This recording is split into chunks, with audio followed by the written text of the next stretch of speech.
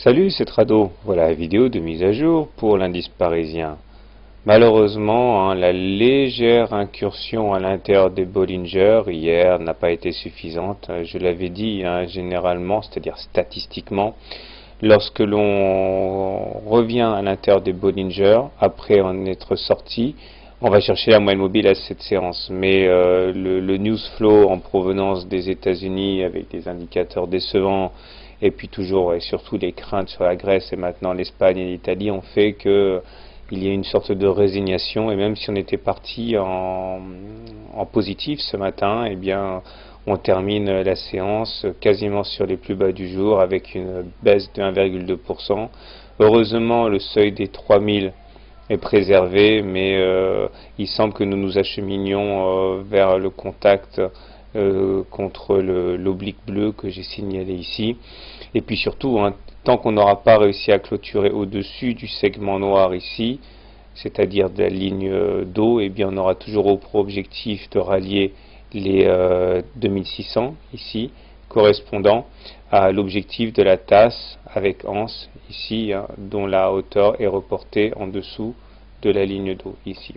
Les indicateurs techniques demeurent désespérément mal orientés, avec un stochastique ici en dessous de la ligne des 20 et donc en dessous de son signal aussi.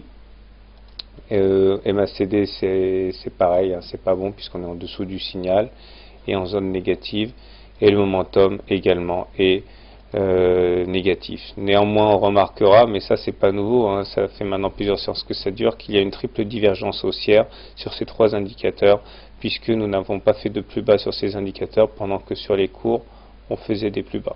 Ça ne veut pas dire qu'il faille acheter, mais ça veut dire que la tendance baissière est sans doute un petit peu exagérée à son paroxysme. Il faut attendre que ça se calme, ensuite on aura un rebond violent.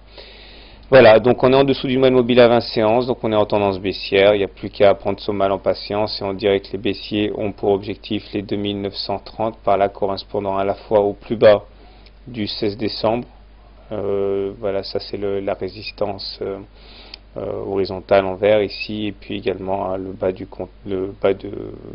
contact avec l'oblique bleu. Voilà, maintenant on va faire un petit tour du côté du marché de l'or. Voilà donc l'or, et on voit avec une progression pour l'instant de 1,8% que l'or est le grand gagnant de la panique actuelle. Il est vrai que lorsque rien ne va, eh bien on se tourne vers des vraies valeurs refuges, et l'or en fait partie, et le différentiel est de près de 3% entre le plus 1,8% sur l'or et le moins 1,2% sur le CAC. On voit que si on prend nos Fibos entre le plus haut de la dernière jambe de baisse qui a commencé le 1er mai et le plus bas hier, 16 mai, on voit que nous sommes en train de retracer, et aujourd'hui nous avons buté sur le niveau des 38,2% de Fibonacci correspondant aux 1580. C'est très classique. Si on arrivait à clôturer au-dessus des 1581, c'est-à-dire des 38,2%, on irait chercher le niveau supérieur, mais pour l'instant c'est pas le cas, puisque pour l'instant on va surtout essayer de préserver la victoire, la conquête de la moyenne mobile à cette séance ici, qui a été vaincue en séance. On va voir si ça tiendra en clôture. Si on clôture au-dessus de la M7, eh bien on pourrait espérer aller chercher la moyenne mobile à 20 séances, mais on n'y est pas encore.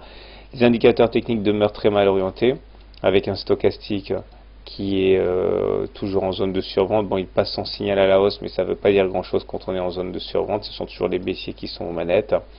Le MACD est toujours sous son signal négatif, et le momentum négatif. Donc on a peu de choses à se mettre sous la dent si on est aussi au niveau des indicateurs techniques, si ce n'est cette fameuse divergence haussière ici que l'on retrouve sur le momentum. Donc j'ai également tracé, mais ça c'est vraiment pour les plus optimistes d'entre nous, une nouvelle fourchette d'Andrews en utilisant les plus bas du 29 décembre, les plus hauts du 28 février et les plus bas d'hier. Une fourchette d'Andrews qui inviterait les cours à aller chercher donc la médiane ici, c'est-à-dire à terme les 1730 au minimum, mais ça ne vaut que si on ne clôture pas en dessous de la fourchette d'Andrews marron, tant qu'on ne clôture pas au-dessus de cette demi-droite ici. Voilà, tendance baissière, mais en situation de rebond technique sur l'or.